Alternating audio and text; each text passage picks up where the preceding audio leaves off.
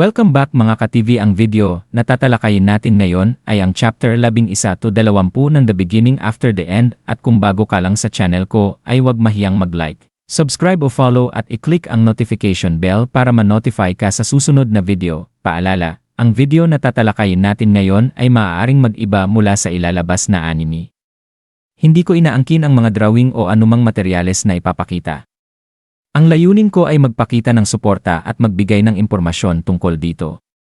Ang lahat ng kredito ay nananatili sa mga orihinal na may-ari. Maraming salamat. Sa isang paggunita sa nakaraan, bago muling isilang si King Gray bilang si Arthur, nagising siya sa kanyang marangya ngunit malamig na silid. Lumabas siya ng kanyang kwarto at laking gulat ng mga kasambahay na magalang na bumati sa kanya, "Magandang umaga, Haring Gray." Tahimik siyang naglakad sa mahabang pasilyo patungo sa silid ng mga konseho, dala ang mabigat na pakiramdam ng pag-iisa. Pagdating niya doon, nagulat si Marlorn, isa sa mga miyembro ng konseho, nang makita si Haring Gray na personal na dumating.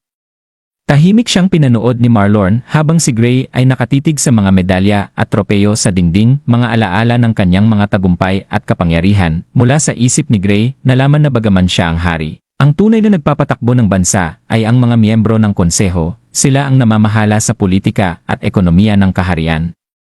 Sa mundong puno ng problema gaya ng pagbaba ng populasyon at kakulangan ng likas na yaman, ang mga digmaan ay napalitan ng mga duwelo at ang mga hari ang naging kinatawan ng lakas militar. Isa siya sa kanila, isang haring buong buhay ay inalay sa pagiging pinakamalakas. Binasag ni Marlorn ang katahimikan, lumapit siya at nagsabi, "Pinagmamasdan mo ang iyong mga nagawa, ah." May bahid ng biro at pagkainggit sa kanyang tinig, inamin niyang kahit rewarding ang pagiging bahagi ng konseho, hindi niya maitanggi na naiinggit siya sa mga papuri at karangalang natatanggap ng mga hari tuwing sila'y nananalo. Ngunit puno ng pagtataka, nagtanong siya, "Ano ang dahilan ng hindi inaasahang pagdalaw mo?" Walang pag-aalinlangan, inalis ni King Gray ang medalya mula sa kanyang leg, sa gisag ng kanyang katayuan, at maingat na inilapag iyon sa mesa. Sa malamig ngunit matatag na tinig, sinabi niya, "Magreretiro na ako, Marlorn." Pagkasabi nito, agad siyang tumalikod at naglakad palayo. Naiwan si Marlorn na gulat, tinawag siya, "Gray." "Sandali lang." Ngunit hindi na siya lumingon pa. Habang papalayo, laman ng isip ni Gray ang masakit na katotohanan, inialay niya ang buong buhay niya sa paghahangad na maging pinakamalakas, pero para saan? Para sa karangalan? Para sa kasikatan? Wala namang halaga ang lahat ng iyon sa harap ng kanyang pag-iisa. Kahit siya ay hari, isa pa rin siyang ulila, iniwan ng lahat ng mahal niya sa buhay. Sa puso niya, umaalingaw ang kanyang pagninilay, "Ibibigay ko ang lahat ng meron ako sa buhay na ito, kapalit lamang ng pagkakataong makabalik sa Ashburn at makita silang muli." Naglalaho ang paggunita sa nakaraan at bumabalik sa kasalukuyan, sa katauhan ni Arthur. Ang muling isinilang na King Gray na nagising matapos mahulog mula sa matinding labanan upang iligtas ang kanyang ina at iba pa. Nanginginig, sugatan at pagod, tiningnan niya ang paligid at nag-isip, "Nasaan ako? Paano ako nabuhay?" Ramdam niya ang matinding sakit sa kanyang mga buto at sugat. Sa tabi niya, nakita niya ang bangkay ng kaaway na salamangkero na sabay nilang nahulog. Napagtanto niyang himalang nakaligtas siya, at sa labis na pagod, muli siyang nakatulog. Makaraan ng ilang oras, nagising siyang muli. Mahina pa rin ngunit buo ang loob na mabuhay. Nakita niya ang kaunting pagkain at tubig na nahulog din mula sa laban, at kahit hirap na hirap, pinilit niyang kumain at uminom. Matapos iyon, mahina niyang binigkas, "Salamat sa pagkain," tanda ng pasasalamat sa kabila ng hirap. Pinilit niyang tumayo kahit halos mabali na ang kanyang katawan sa sakit. Sa matinding pagpupursige, dahan-dahan siyang lumapit sa patay na kalaban at binunot ang kanyang maliit na daga mula sa tuhod nito. Pagkatapos, tinanaw niya ang malalayong bundok at mahina, ngunit may pagkamanghang sinabi, "Nabuhay ako." Hindi niya alam kung gaano siya katagal na wala ng malay. Bagaman ligaw at walang kasiguraduhan, pinilit niyang lakasan ang loob na magpatuloy at hanapin ang daan palabas ng gubat. "Nasaan ako? Hindi na mahalaga. Kailangan kong magpatuloy," bulong niya sa sarili, kahit nanginginig pa ang mga tuhod. Habang patuloy siyang naglalakad, bigla na lamang may tinig na bumungad sa kanyang isipan, "Oh, gising ka na pala." Laking gulat ni Arthur sa tinig na yon, hindi alam kung siya ba ay guni-guni lang o may totoong kausap, isang misteryosong simula ng panibagong kabanata ng kanyang buhay. At dito nagtatapos ang chapter 11 ng The Beginning After the End.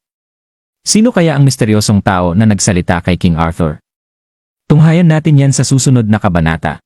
Habang unti-unting naglalakad si Arthur, bigla siyang nagulat nang marinig ang isang hindi pamilyar na tinig na diretsong nagsasalita sa kanyang isipan.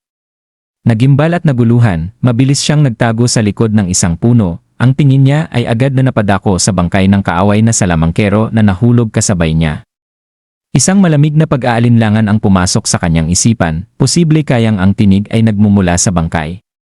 Naghigpit ang kanyang katawan sa takot habang dahan-dahan niyang tinusok ang bangkay gamit ang isang patpat, handang umatras kung sakaling gumalaw ito. Ngunit, tiniyak ng tinig sa kanya na hindi na muling mabubuhay ang bangkay, pansamantalang pinawi ang kanyang pangamba, ngunit nag-iwan ng mas maraming tanong. Sino o ano ang nagsasalita sa kanya? Ang tinig, malamig at mahinahon, ay iniwasan ang kanyang tanong tungkol sa pagkakakilanlan nito. Sa halip, kinumpirma nito na ito ang nagligtas sa kanya. Kahit na may pagdududa pa rin si Arthur, hindi niya maaaring baliwalain ang kanyang sitwasyon. Kailangan niyang makabalik sa kanyang pamilya, sa kanyang ama na si Ray, sa kanyang ina na si Alice, sa Twin Horns, at higit sa lahat, sa kanyang hindi pa isinisilang na kapatid.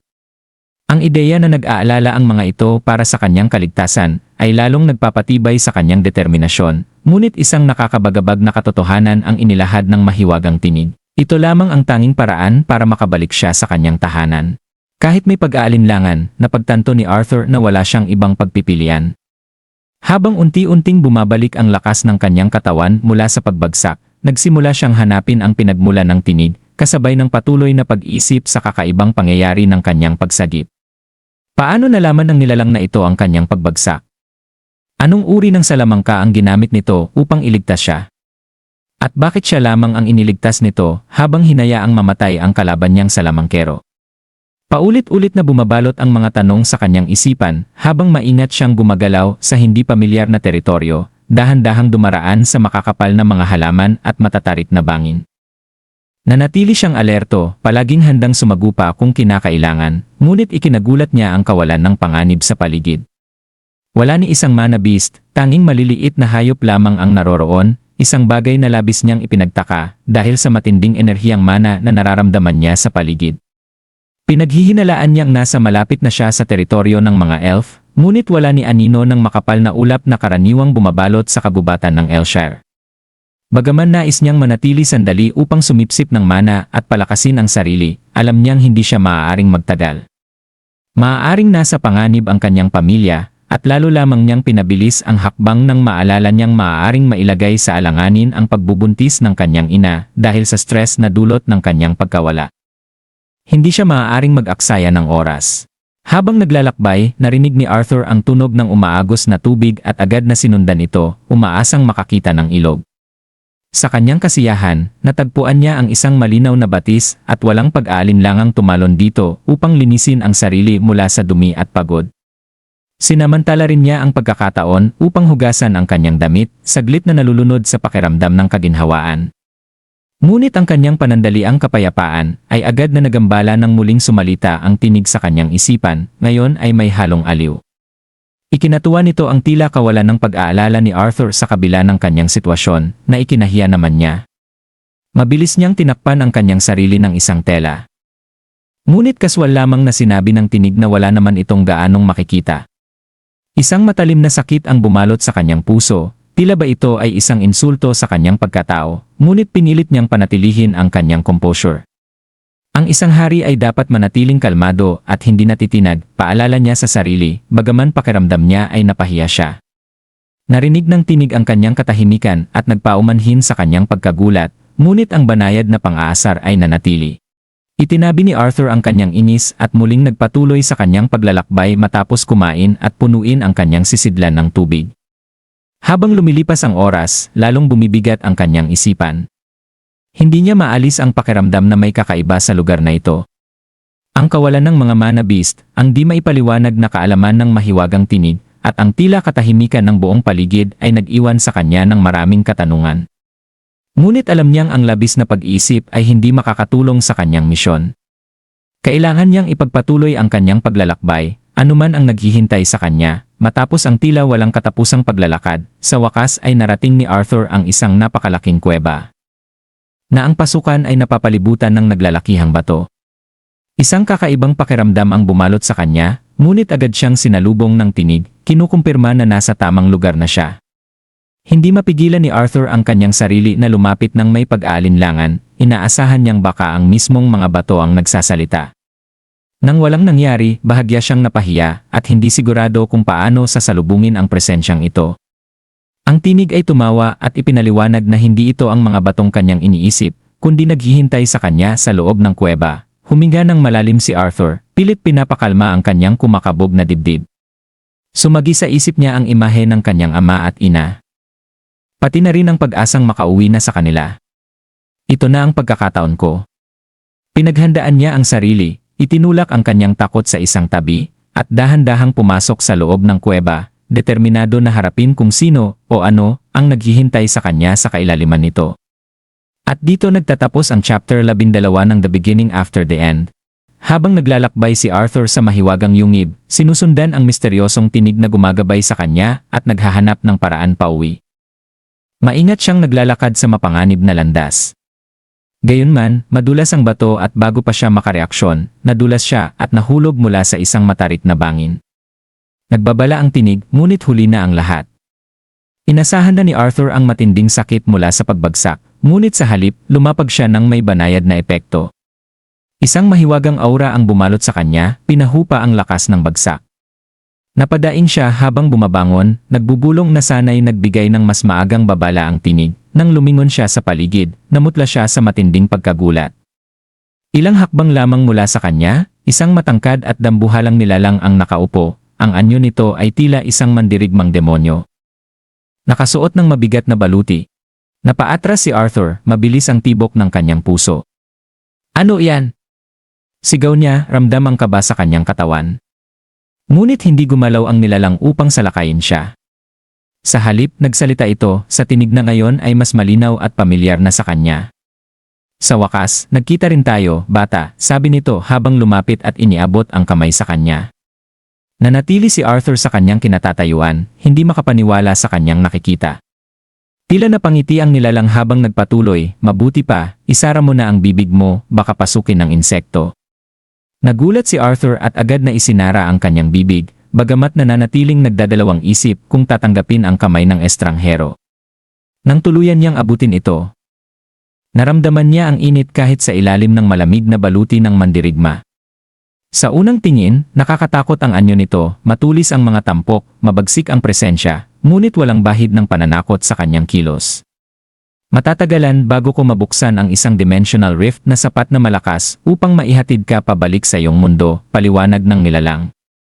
Pagkatapos, itinuro nito ang isang pangkat ng mga halaman na may kakaibang bunga. Ang mga ito ang magpapalakas sa iyo habang hinihintay natin ang tamang oras, dagdag nito, sabay abot ng isang prutas kay Arthur. Nag-alinlangan si Arthur bago tinanggap ang bunga. Salamat. Anya, bagamat hindi pa rin lubos na makapaniwala sa nangyayari. Habang sinusuri ang paligid, napansin niya ang isang lila na prutas na mukhang pamilyar. Naalala niya ang masasayang sandali kasama ang kanyang pamilya, kung saan nagtitipon sila upang kumain ng prutas. Mukhang okay ito, sabi niya, bahagyang nangiti sa alaala, bahagyang natawa ang nilalang. Mas masarap nga yan, payo nito, pakiramdam ni Arthur ay unti-unting nawawala ang kaba niya. Napatingin siya muli sa kanyang kasama. Alam kong sinabi mong ikaw ay isang babae, pero mayroon bang mas angkop na pangalan na maaari kitang tawagin? Tanong niya. Tumigil saglit ang nilalang bago sumagot, ang pangalan ko ay Sylvia. Sylvia, ulit ni Arthur, sinasanay ang sarili sa pangalan nito. Pwede ba kitang tanungin ng ilang bagay? Tumango si Sylvia. CJ. Pero hindi ko maipapangakong masasagot ko ang lahat, habang unti-unting nawawala ang kanyang takot, nagsimulang bumaha sa isipan ni Arthur ang mga tanong. Nasaan nga ba siya talaga? Bakit mag-isa si Sylvia rito? Saan siya nanggaling? Paano siya nasugatan? At higit sa lahat, bakit siya iniligtas? Ang unang tanong ay madaling sinagot ni Sylvia. Ang lugar na ito ay isang makitid na zona sa pagitan ng Beast Glades at ng kabubatan ng Elshire. Halos walang nakakalam ng lokasyon nito dahil ginagawang protektado ko ito mula sa mga hindi dapat makapasok. Ikaw, Arthur, ang kauna-unahang nakapasok dito, napaisip si Arthur bago nag-atubiling sinabi, Pwede mo akong tawaging Art, ganon kasi ako tinatawag ng pamilya ko, tumango si Sylvia. Mabuti. Tatawagin kitang Art mula ngayon, sumunod na tinanong ni Arthur kung bakit mag-isa ito. Bahagyang lumungkot ang ekspresyon ni Sylvia, ngunit nanatili ang lakas sa kanyang boses. Mag-isa ako dahil wala na akong natitirang kasama, sagot niya. Marami akong kaaway, mga nilalang na nais makuha ang isang bagay na aking pinoprotektahan. Ang huling labanan ko laban sa kanila ang nagtamo sa akin ng sugat na ito. Hinaplos niya ang peklat sa kanyang dibdib, na tila may bakas ng pagod sa kanyang kilos. Bakit kita iniligtas? Pahinto-hinto siyang nagsalita, tila hindi sigurado sa sagot. Marahil ay naantig ako sa iyong tapang at sakripisyo. O baka naman, masyado na akong nalungkot sa aking pagiging mag-isa. Hindi ko rin lubos na nauunawaan. Tahimik na pinanood ni Arthur si Sylvia habang ito'y naglakad papalayo, patungo sa isang upuan sa dulo ng yungib. Naroon ang bigat sa kanyang mga hakbang, isang lungkot na hindi niya maitagong ganap. Paumanhin, Art, sabi niya, mas malambot ang tono ngayon. Ngunit kailangan kong magpahinga.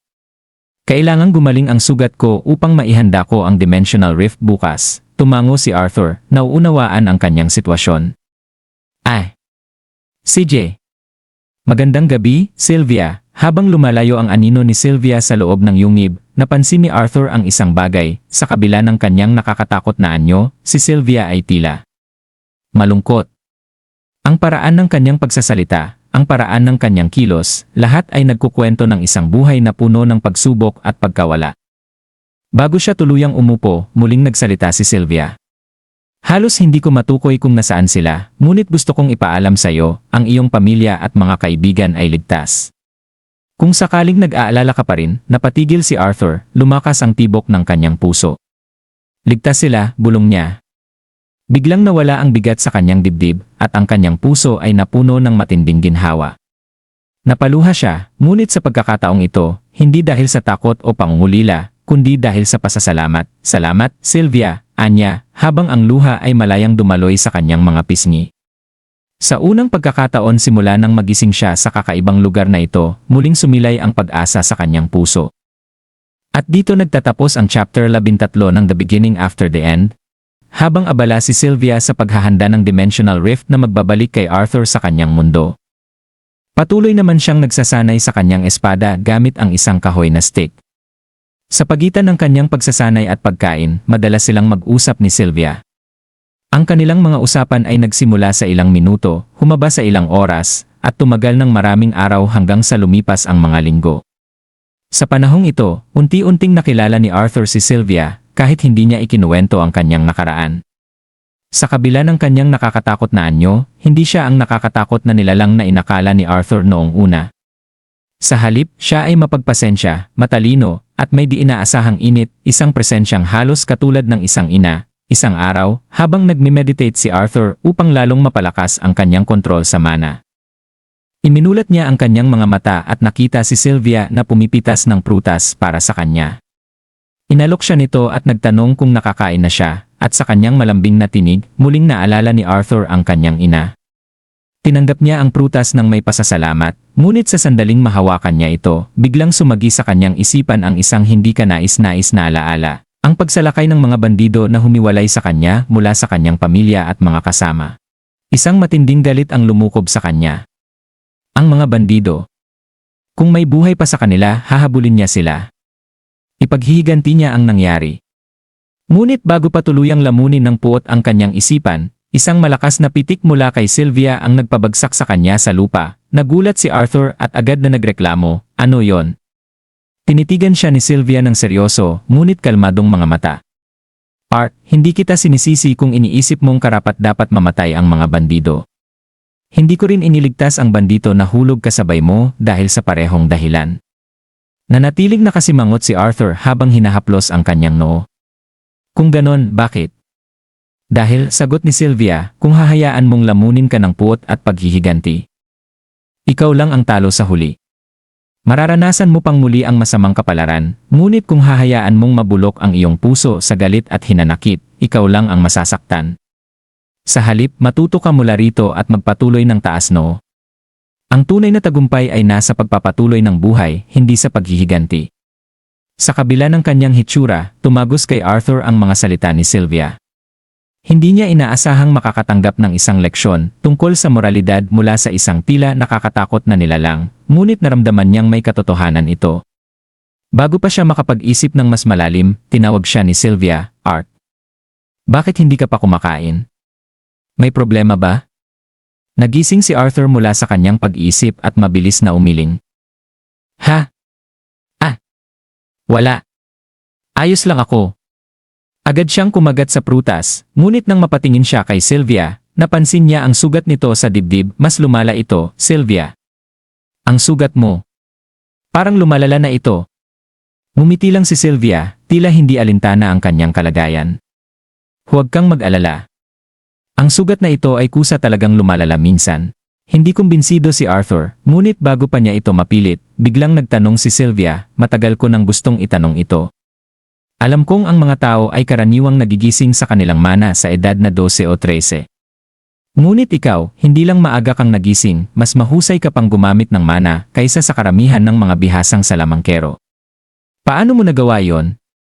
Napangiti si Arthur at ipinagmamalaki ang sarili. "Sabi ng mga magulang ko, isa akong henyo." Napatawa si Sylvia. "Kung ganoon, baka kaya mong matutunan ito." Napakunot no si Arthur. "Matutunan ano?" "Ang pag-meditate at pagsipsip ng mana habang gumagalaw," paliwanag ni Sylvia. "At kung magaling ka talaga, baka magawa mo pa ito habang lumalaban." Namangha si Arthur nang makita niyang ipinakita ni Sylvia ang kanyang sinasabi. Natural na dumadaloy ang mana sa kanya habang gumagalaw siya, tila isang bahagi ng kanyang katawan kaysa isang puwersang kailangang kontrolin. "Paanong nagawa mo yon?"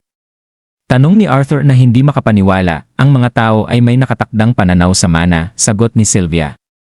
"Ngunit kung magsisimula ka sa maliliit na kilos at unti-unting sanayin ang sarili, magagawa mo rin ito." Sinubukan ni Arthur, ngunit napakahirap nito. Hirap siyang panatilihin ang daloy ng mana habang gumagalaw, at sa bawat kilos niya, nawawala ang kanyang konsentrasyon. "Mas madali pang sabihin kaysa gawin," reklamo niya, tumango si Sylvia. Hindi ito natural sa mga tao dahil masyado silang huli sa paggising ng mana.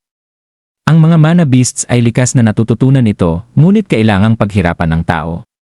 Gayunpaman, dahil maaga kang nagising, malaki ang tsansa mong magtagumpay kung magpapraktis ka ng husto. Sa halip na panghinaan ng loob, mas lalong nag-alab ang determinasyon ni Arthur. "Gagawin ko ang lahat ng makakaya ko." "Dapat lang," sagot ni Sylvia na may tawa. Habang ipinagpapatuloy ni Sylvia ang pagbubukas ng portal, hindi rin tumigil si Arthur sa pagsasanay. Paulit-ulit niyang sinubukan ang bagong kakayahang ito, pilit na kinokontrol ang mana habang gumagalaw.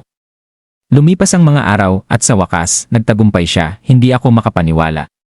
Bulong niya sa sarili, hindi maitago ang kanyang tuwa. Agad siyang lumingon kay Sylvia upang ipagyabang ang kanyang nagawa. "Sylvia, nagawa ko na." Ngunit ang saya sa kanyang mukha ay biglang napalitan ng takot nang makita niyang bumagsak si Sylvia sa lupa. "Sylvia!" Sigaw niya, mabilis na tumakbo papalapit sa kanya, nangingibabaw ang pangamba sa kanyang puso. At dito nagtatapos ang chapter 14 na ng The Beginning After the End. Ano kaya ang nangyari kay Sylvia? Makakauwi pa ba kaya si Arthur dahil dito? Tunghayan natin yan sa susunod na kabanata. Habang patuloy na nagsasanay si Arthur sa teknik na itinuro sa kanya ni Sylvia, itinodo niya ang kanyang pagsisikap upang mapagsabay ang pakikipaglaban at ang maayos na daloy ng mana sa kanyang katawan. Mahirap ito, kinailangan niyang kontrolin ang kanyang mga kilos at enerhiya ng sabay, ngunit sa wakas, matapos ang maraming pagsubok, nagtagumpay siya. Sa sobrang tuwa, agad siyang tumingin kay Sylvia upang ibahagi ang kanyang nagawa, ngunit biglang bumagsak ito sa lupa, walang malay, kinabahan si Arthur at dali-daling lumapit sa kanya. Nang makita niya ang dugo na patuloy na dumadaloy mula sa kanyang sugat, napuno siya ng matinding takot. Mabilis niyang iniangat ang katawan ni Sylvia, nanginginig ang kanyang mga kamay habang nakita niyang lalong lumalala ang sugat sa kanyang dibdib. "Sylvia, sandali lang," anya desperado. Hindi niya maunawaan kung bakit biglang lumalala ang sugat nito hanggang sa napansin niya ang portal. Malapit na matapos na ito. Biglang dumating ang isang matinding pagkaunawa. Kaya pala, ang sugat ni Sylvia ay lumalala dahil ginagamit niya ang kanyang natitirang lakas upang buuin ang portal. Ibinubuwis niya ang sarili upang makauwi si Arthur, nanginginig siyang lumuhod sa tabi niya, kasabay ng pagsikip ng kanyang dibdib sa matinding lungkot. Mabilis niyang naalala ang masasayang sandali nilang magkasama, ang kanyang mga halakhak, ang mga aral na itinuro ni Sylvia, at ang kapanatagang nadama niya sa piling nito. At ngayon, naglalaho ang lahat. Muling bumaha ang kanyang mga luha, at sa unang pagkakataon, umiyak siya tulad ng isang batang walang magawa. Paano mo masasabing ayos lang ito? Humihikbing tanong niya. Mamamatay ka para sa akin, ngumiti si Sylvia, kahit hirap na siya. Art, huminahon ka na ba ng kaunti? Tanong niya sa mahinang tinig. Hindi, sigaw ni Arthur, hindi pa rin matanggap ang nangyayari. Kaunting oras na lang ang natitira sa atin, sagot ni Sylvia.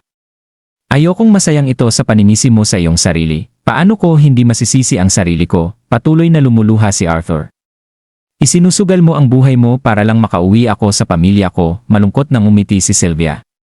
Sa totoo lang, tinutulungan mo akong makaalis ng mas mabilis mula sa nakapandidiring kuweba na ito. Tahimik lang si Arthur, hindi alam ang isasagot.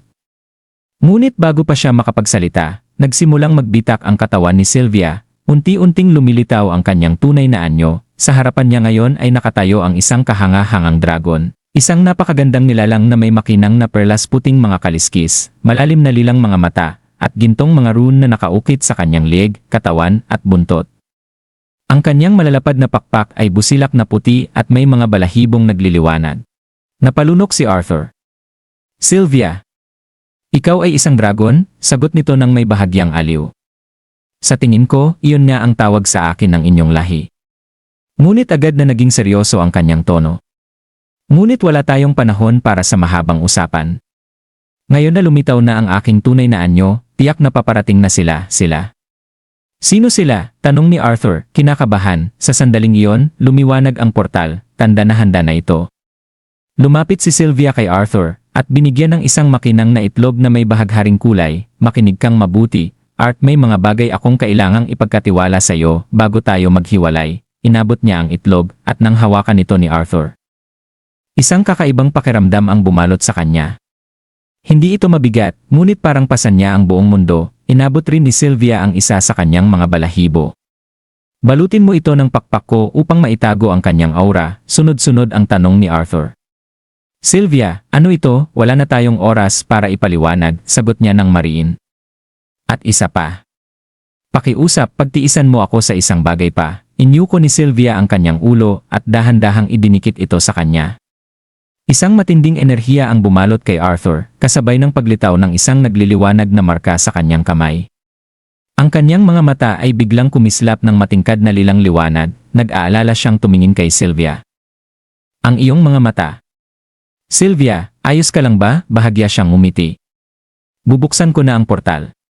Hindi ko nagawang direktang iugnay ito sa iyong tahanan, ngunit dadalhin ka nito malapit sa mga tao, ganun lang. Iiwan na lang kita dito, biglang yumanig ang kuweba, nagkaroon ng malalalim na bitak sa kisame. Ngunit bago siya matamaan ng anumang bumabagsak na bato, tinakpan siya ni Sylvia ng kanyang pakpak.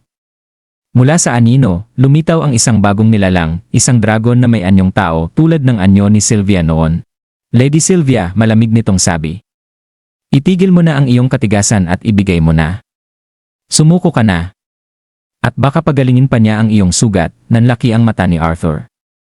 Sino siya? Ngumiti si Sylvia ng may lungkot. May isang bagay akong gustong aminin sa iyo, Arthur. Ang totoo. Sinadya kong pahabain ang pagbuo ng portal.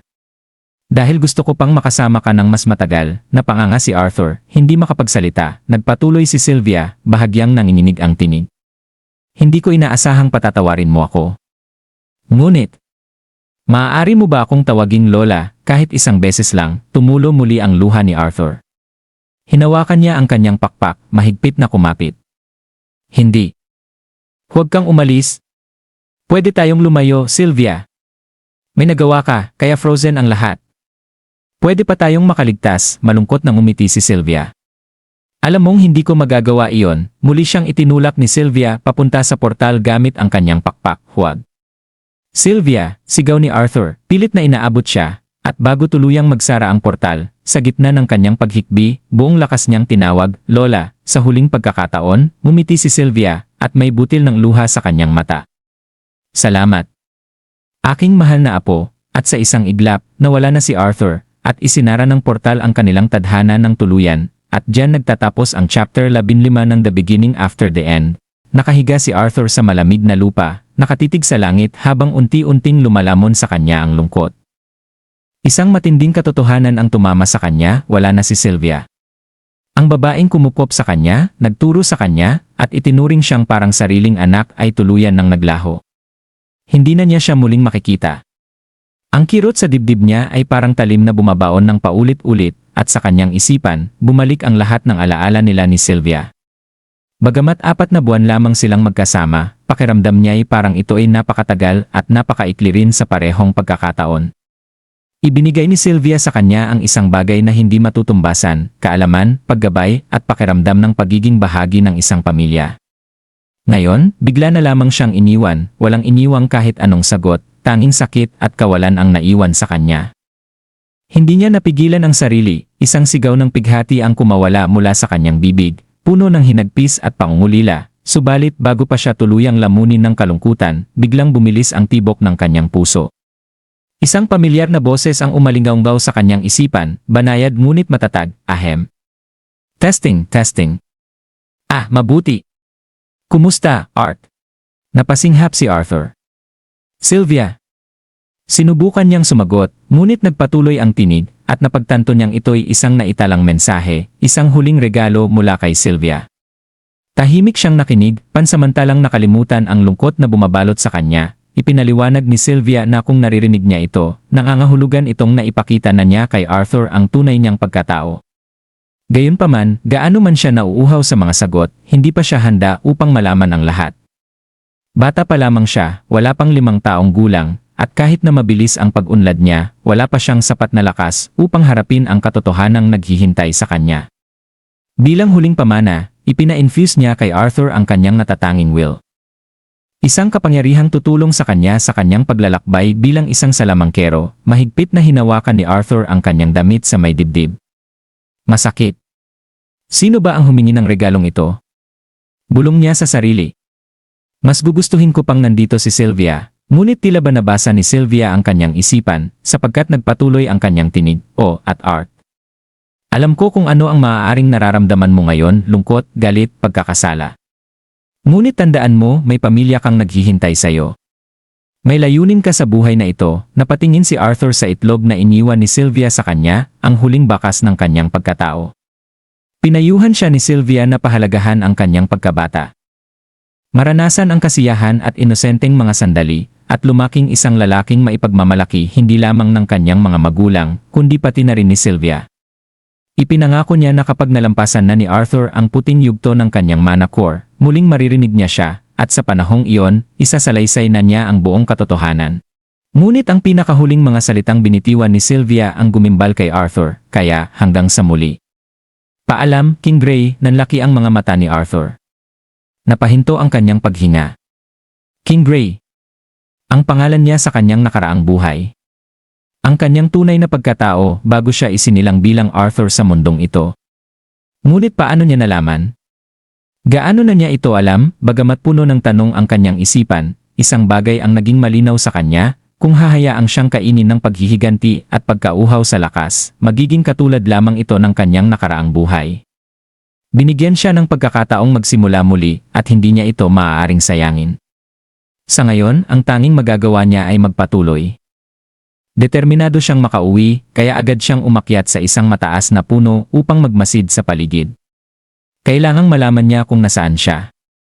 Sa tulong ng mana, nagawa niyang maabot ang tuktok, ngunit kahit pa pinalakas nito ang kanyang paningin, limitado pa rin ang kanyang natatanaw. Gayunpaman, sigurado siyang nasa Elshire Forest siya, kaya tama nga si Sylvia. Inilagay niya ako malapit sa ibang tao. Ngunit nasaan niya ba ako talaga? Ginamit niya ang teknik ng mana rotation na itinuro ni Sylvia, pinapaikot ang enerhiya sa kanyang katawan. Sa ganitong paraan, mas matagal niyang magagamit ang kanyang mahika, na magiging susi sa kanyang pagtakas mula sa kabubatan. Habang mas lumalalim ang kanyang pagkontrol sa katawan. Mabilis siyang gumalaw sa mga sanga, tinatalo nito ng may liksi, parang isang unggoy na sanay sa paggalaw sa taas. Biglang, isang malakas na sigaw ang gumimbal sa tahimik na kabubatan. Saklolo, napapitlag si Arthur.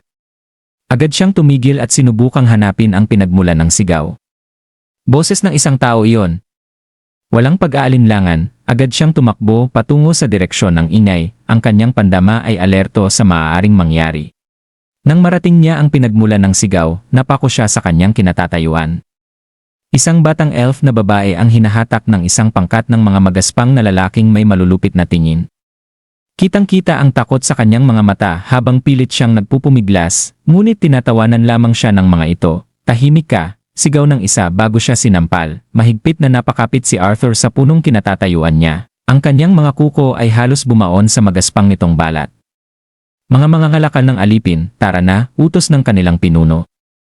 Ilang araw na lang at makakalabas na tayo sa impyernong kagubatang ito, isang lalaking mukhang sunod-sunuran ang tumawa.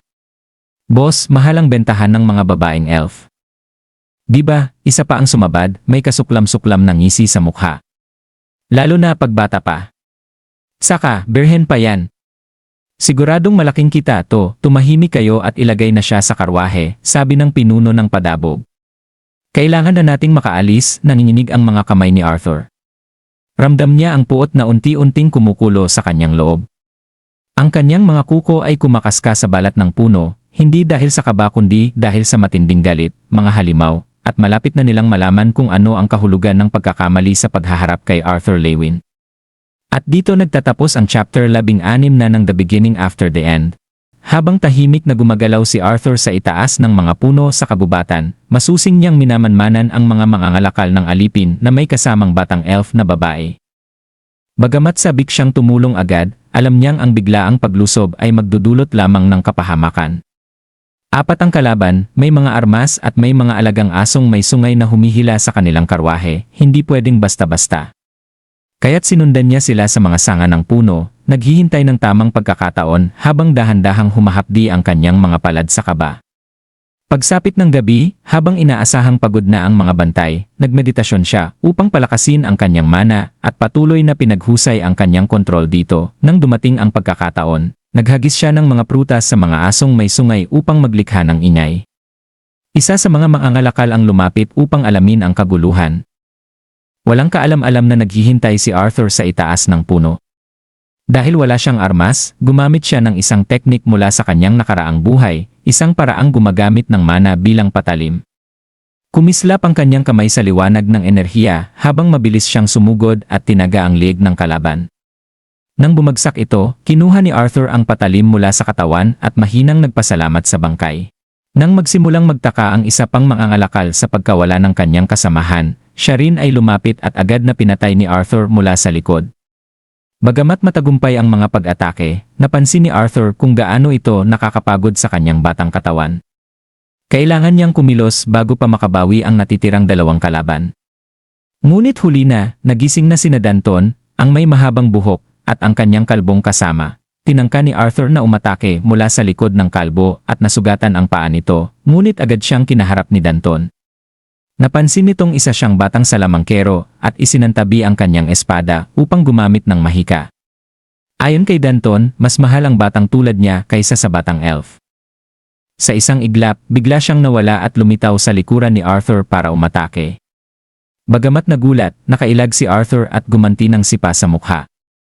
Galit na galit si Danton at sinubukang bawiin ang kanyang kontrol sa laban. Hinuli ang patalim ni Arthur gamit ang kamay. Habang nakikipagbuno, pinag-aralan ni Arthur ang paggalaw ng mana sa mundong ito.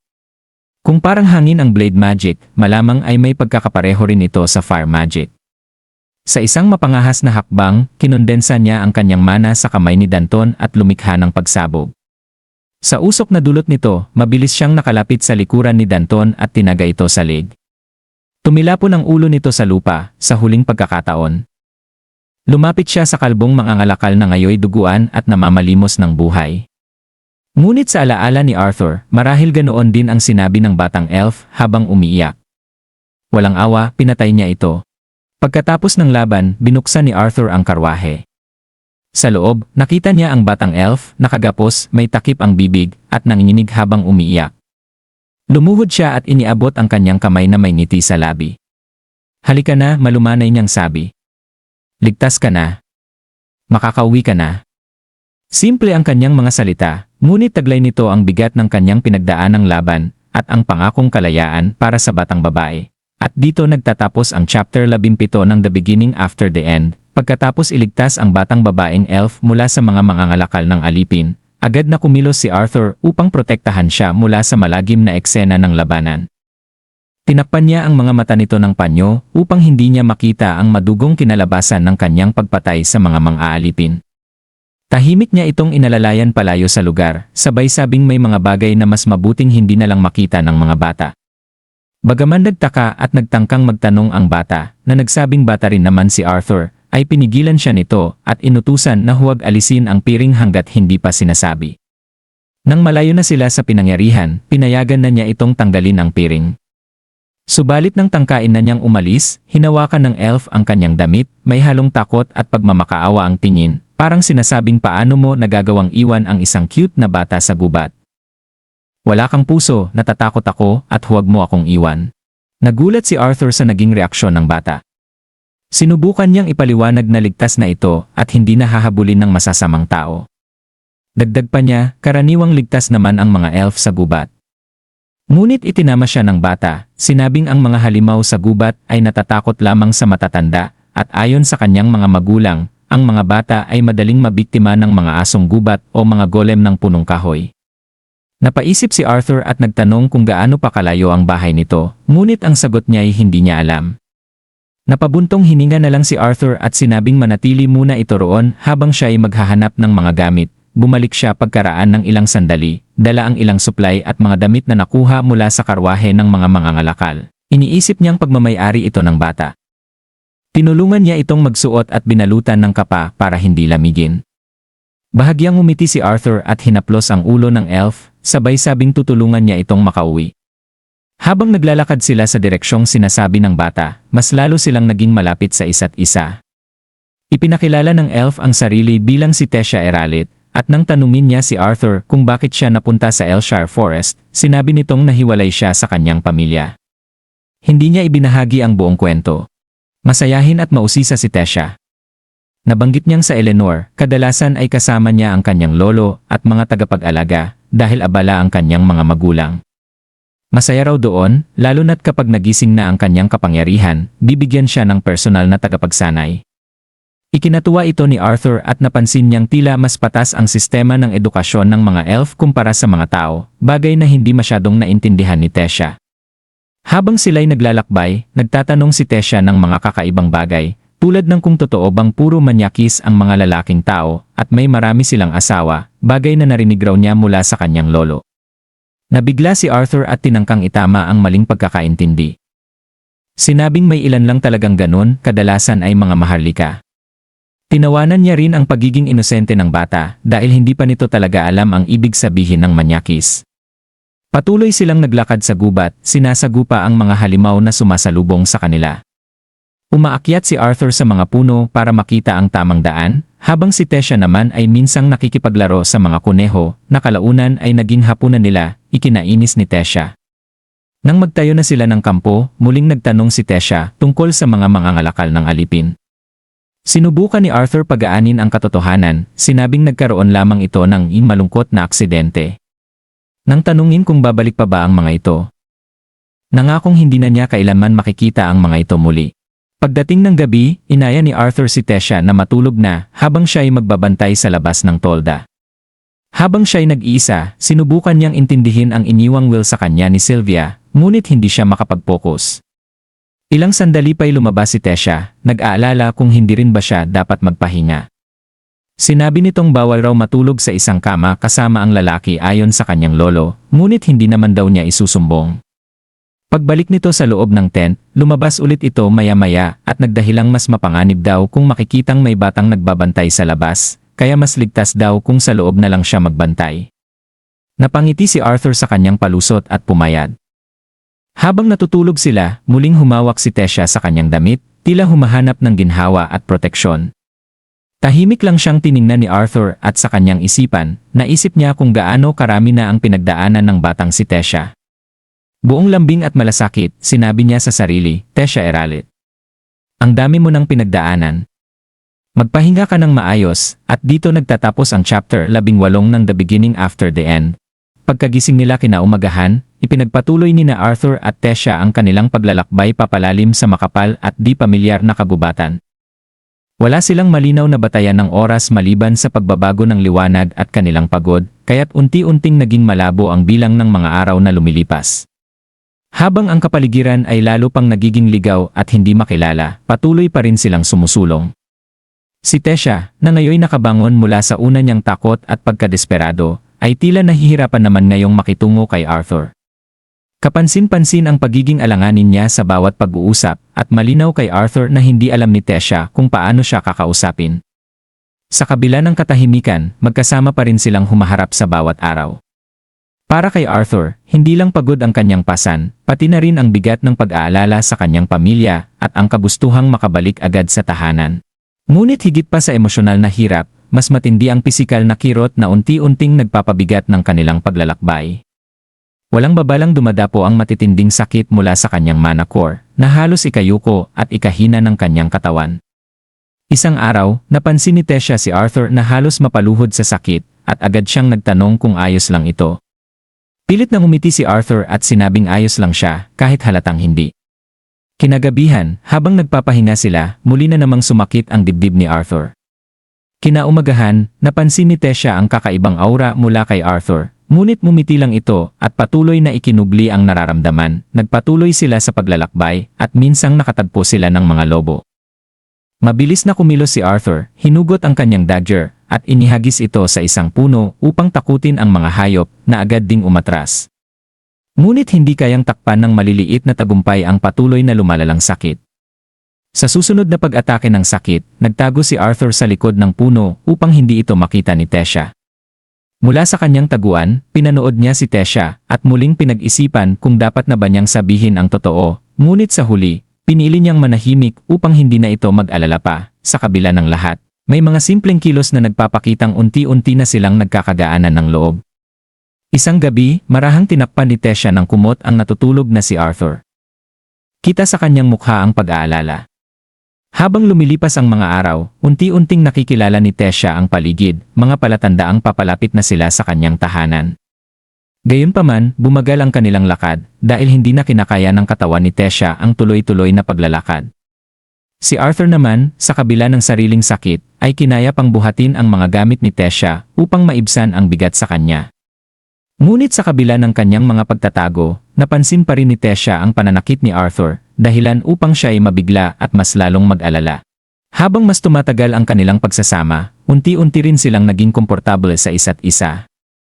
Isang araw, nahiyang lumapit si Tessia at mahina, ngunit taimtim na nagtanong kung maaari na ba siyang tumawag kay Arthur ng Art, gaya ng tawag dito ng kanyang pamilya. Nagulat man, tinugon ito ni Arthur ng may biro at kunwaring paggalang, tila pino at matanda ang pagkakabanggit. Napailing na lang si Tessia at tinawag siyang parang matandang nagsasalita. Sumagot naman si Arthur ng pabirong pang-aasar tungkol kay Tessia na hindi makaihi mag-isa nang wala siya. Sa inis, hinila ni Tessia ang pisngi ni Arthur at sinabihan siyang tumigil, pero bigla siyang napalingon sa isang punong may kumikislap na letrang A. Namangha siya at agad na naglakad palapit dito at sinabing may nakita siya. Si Arthur, na sanay na sa hitsura ng kagubatan, ay nagbiro na puro puno, lumot at hamog lang naman ang nakikita niya, ngunit si Tessia ay sigurado, palatandaan iyon. Habang nagpapatuloy sila, mas naging masaya at magaan ang kanilang mga araw, sabay silang kumakain, nagpapahinga at nagtatawanan. Sa kabila ng agwat nila sa isipan at karanasan, ramdam ni Arthur na mas naging malapit sila sa isa't isa. Sa huli, ginamit ni Tessia ang kanyang mana sa mga puno upang hanapin ang daan pauwi. At sa wakas, isa sa mga puno ang kumislap ng matindi. Nagulat si Arthur nang makita ang saya sa mukha ni Tessia. "Tessia?" tanong niya. Litong-lito sa biglaang emosyon nito. "Nandito na tayo," sagot ni Tessia nang may ngiti. Ipinatong niya ang kamay sa kumikislap na puno at may portal o daanang nabuksan mula rito. Tumalikod siya, ngumiti kay Arthur at nagsabing, "Halika na, Art." Puno ng galak, pag-asa at ang kapanatagan ng wakas ng kanilang paglalakbay. At dito nagtatapos ang chapter 11 ng The Beginning After the End. Habang si Arthur ay tumapak sa kumikislap na portal sa isang puno, agad siyang nakaramdam ng pagkahilo at bumagsak sa lupa. Mariing nagbulong ng inis tungkol sa kung gaano niya kinaiinisan ang mga teleportation gate. Bago pa man siya makabawi, masiglang tinapik siya ni Tesha at masayang ipinahayag na nakarating na sila. Nang tumayo si Arthur at tumingin sa paligid, nanlaki ang kanyang mga mata sa pagkamangha. Ang lupain ng mga Elves ay napakaganda, sobrang linis at kamangha-mangha na ni hindi sapat ang salitang pristine upang ilarawan ito. Ang likas na kagandahan, kariktan, at mahika sa paligid ay tunay na nakabibighani. Ngunit ang kanilang biglaang pagdating ay agad napansin. Lumitaw ang mga bantay ng mga Elves, dala ng isang kumikislap na ihip ng hangin at agad silang pinalibutan. Lumuhod ang mga bantay at buong galak na binati si Tesha bilang prinsesa ng kaharian na ikinagulat ni Arthur. Napatitig siya sa paligid, litong-lito, bago niya napagtanto na si Tesha nga ang tinutukoy nila. Nang tanungin niya ito, tahimik lang na tumango si Tesha at mumiti. Ipinaliwanag ng pinuno ng mga bantay na na-detect nila ang paggamit ng Royal Teleportation Gate, kaya't agad silang nagtungo roon. Ngunit bago pa siya matapos magsalita, mabilis na tumakbo papalapit sina Haring Alduin at Reyna Miriel Eralit, ang mga magulang ni Tesha, at buong tuwang niyakap ang kanilang anak.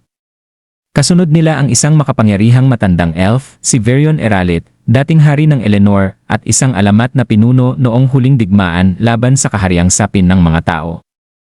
Dahan-dahang itinulak ni Arthur si Tesha papalapit sa kanyang pamilya upang makapagyakapan sila ng buo. Habang pinapanood niya ang muling pagkikita ng mag-anak, napangiti siya at naisip kung ganito rin kaya ang magiging reaksyon ng kanyang mga magulang kapag siya ay nakauwi. Pagkatapos ng emosyonal na tagpo, lumapit si Haring Alduin kay Arthur, yumuko at taos-pusong nagpasalamat, hindi lamang bilang hari ng Eleanor, kundi bilang isang ama.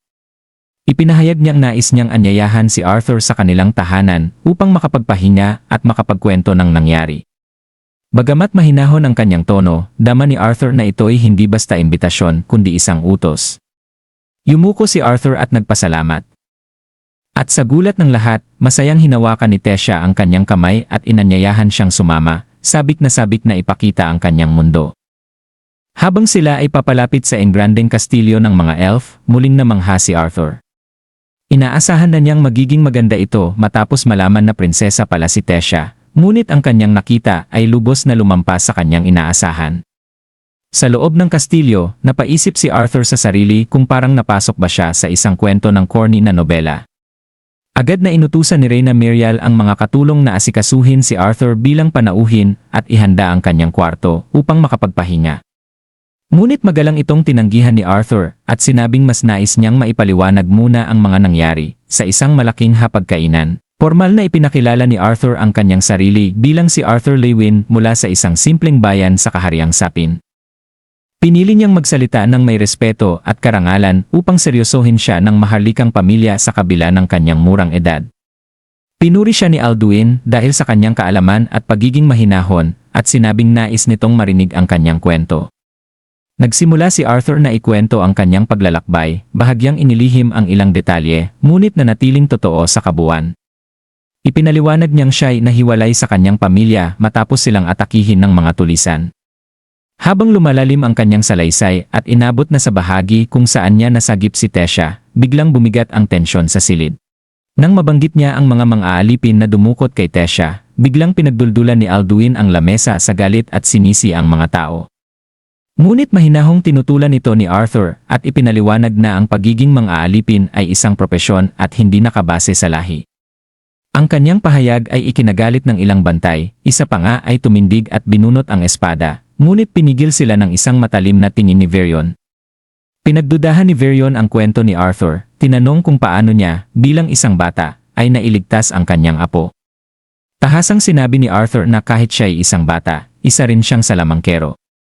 Siya mismo ang tumalo sa mga mang-aalipin at iniligtas si Tesha. Hindi makapaniwala ang isa sa mga bantay at nagtaas ng kanyang espada upang saktan si Arthur, ngunit bago pa ito makagalaw, agad siyang pinatigil ni Varion sa pamamagitan lamang ng kanyang nakakatakot na titig. Tumindig si Arthur at buong tapang na sinabi na, totoo man o hindi ang paniwala ng iba, ang mahalaga ay ligtas nang nakabalik si Prinsesa Tesha. Idinagdag niya na ang tanging nais niya ngayon ay makabalik sa kanyang pamilya sa sapin, na natiling mabigat ang tensyon sa paligid, ngunit ang katapatan, tapang, at pagpapakumbaba ni Arthur ay iniwan ng malakas na impresyon sa lahat. Sa kabila ng kanyang murang edad at kabila ng pagiging panauhin sa gitna ng isang makapangyarihang pamilya, Hindi siya natinag, hindi bilang isang batang humihingi ng papuri, kundi bilang isang magiting na salamangkero na inilagay ang kanyang sarili sa panganib upang mailigtas ang taong mahalaga sa kanya. At dito nagtatapos ang chapter 20 ng The Beginning After the End.